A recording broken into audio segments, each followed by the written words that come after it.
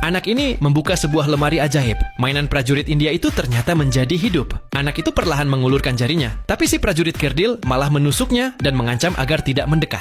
Anak itu pun menjelaskan semuanya. Setelah tahu kalau anak itu tidak berniat jahat, si prajurit meloncat ke telapak tangannya. Kemudian, anak itu mengeluarkan tenda mainan dan membiarkan si kerdil tinggal di sana. Tapi si kerdil tidak suka plastik, jadi anak itu memasukkan tenda mainan ke dalam lemari dan menutup pintunya. Saat dibuka kembali, tendanya berubah menjadi nyata. Sejak itu, mereka menjadi teman baik. Malam harinya, untuk menguji lemari itu, anak itu mengambil banyak mainan dan memasukkan semuanya ke dalam lemari ajaib. Tapi saat dibuka, ia sangat terkejut karena Godzilla dan Darth Vader sedang bertarung dan Robocop melawan para tentara. Bahkan mereka semua menargetkan anak itu. Jadi, ia pun buru-buru menutup pintunya. Saat pintunya dibuka lagi, semua mainan itu kembali jadi mainan biasa. Keesokan paginya saat bangun tidur, si kerdil mengeluh kalau kamarnya sangat membosankan. Anak itu pun membawanya ke halaman belakang. Tapi terjadi kecelakaan. Si kerdil nyaris dimakan oleh burung. Mereka segera kembali ke kamar. Anak itu melihat bahwa kaki si kerdil telah dipatuk burung. Untuk mengobatinya, anak itu mengambil mainan dokter dan memasukkannya ke dalam lemari ajaib.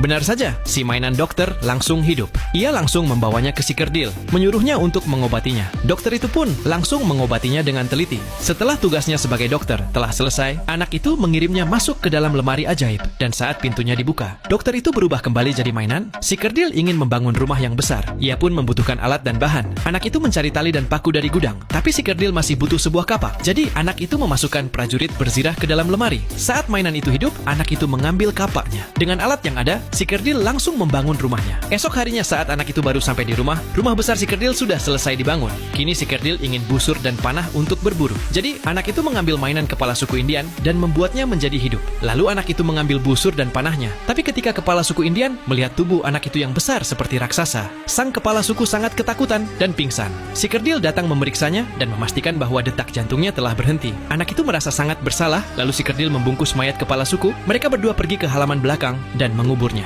Melihat si kerdil yang kini kesepian, anak itu membuat keputusan yang berani. Keesokan harinya anak itu membawa mainan